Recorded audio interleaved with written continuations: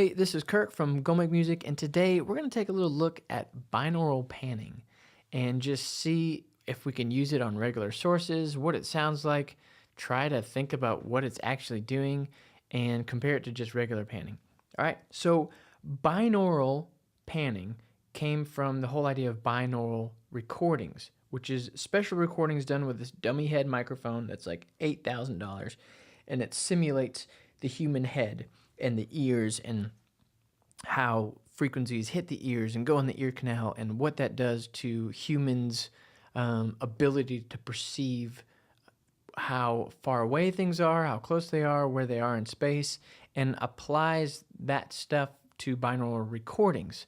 And then you can use binaural processing and binaural panning to enhance those effects. So when I first saw binaural panning, I was like, okay, well, that must be just when you're dealing with the binaural recording. But then I started to play with it on a regular stereo sound, and I was like, oh, wait a minute, this is actually doing stuff. So let's just check it out. With traditional panning, essentially what you do is you take your stereo source and then it turns down one side or the other, which then makes your brain say, hey, this is coming from over here or from over there. So if I play this piano and I pan it to the left, the right channel should be turned down, right? So here's my stereo channel, and I'm going to pan it to the left. And sure enough, the right channel gets turned down, and now I think, hey, this piano is in my left ear. Oh, by the way, if you're not wearing headphones, this is gonna not be as cool as it is. The same thing, if I turn it to the right, then my left channel gets turned down, my right channel is where it is at, and all is right with the world. It's coming from my right, it's coming into my right ear. That's traditional panning, right? Left, right, center. And there's tons of different ways to think about panning, how you want to do it, your stereo placement. You want to just go straight. Everything is either in the left, the right, or the center. That's a great way to start things. You can do things kind of in between. You know, it's a great way to think about how you process your mix or your instrumentation, all that good stuff.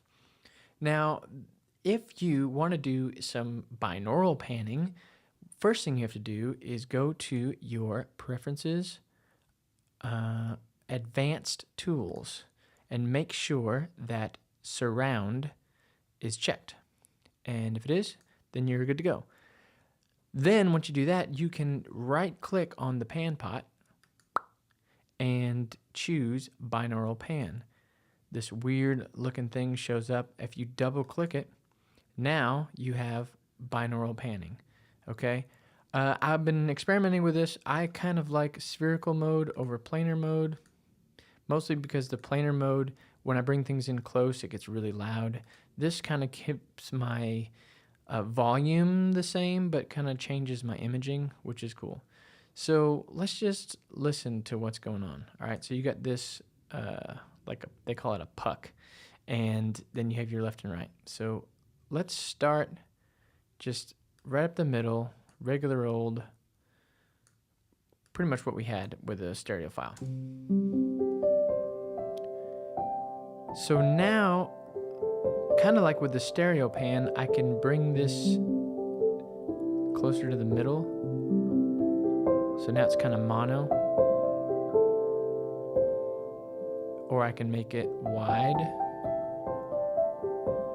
And that's cool. Now I could take the size that I want and bring it to the left.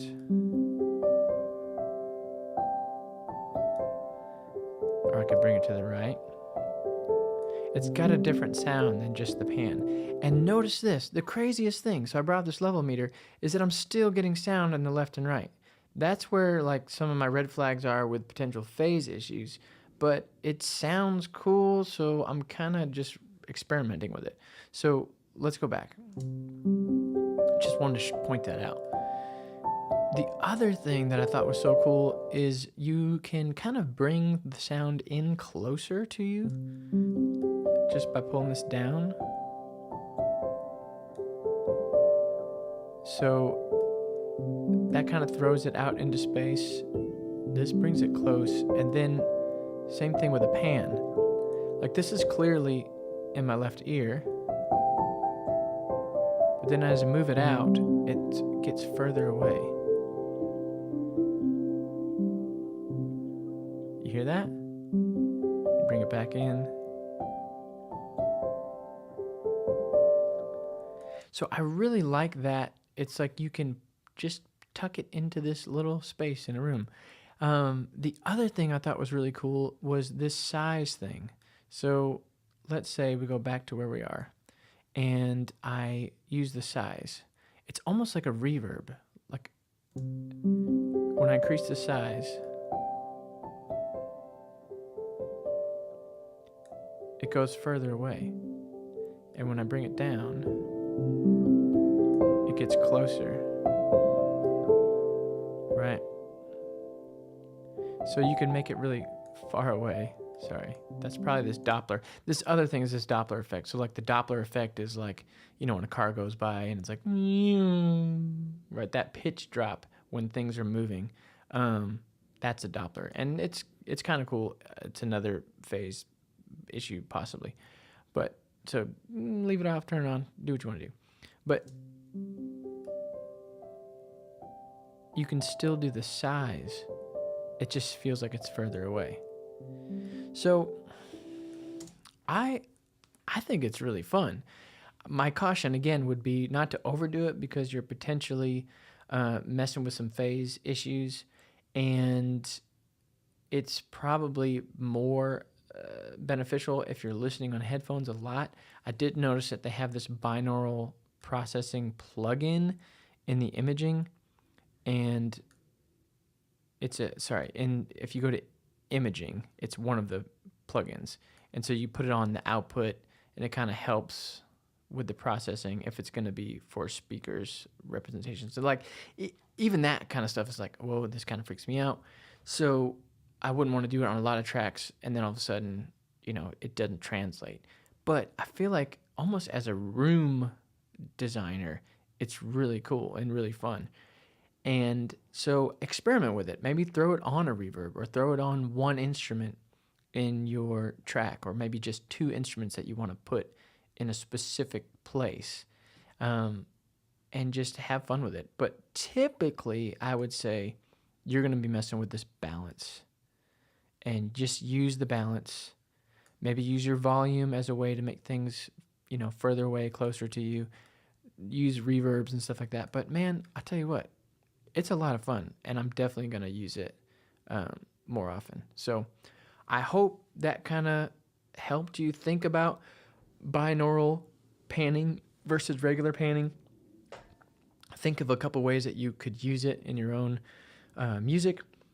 And if you have questions or if you have answers, like I don't know everything about this. So if you have used it and have found like problems that you ran into, let me know in the comments. Or if you're like other uses that you've had for binaural panning, let me know. That's would be awesome. But it's definitely really cool. You should check it out. And if you have more questions about music making, music production, music composition, just shout them out in the comments. Check me out at www.gomakemusic.org. This stuff is really fun. Go make music, and I'll see you next time.